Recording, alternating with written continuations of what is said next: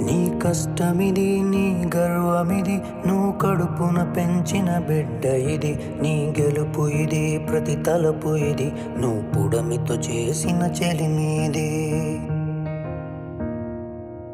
వ్యవసాయమనే నీ సాయముతో పులకరించిన నేల ఇది మరి అందరి ఆకలి తీర్చిన చేతిని నోటికి నడిపే దారి అది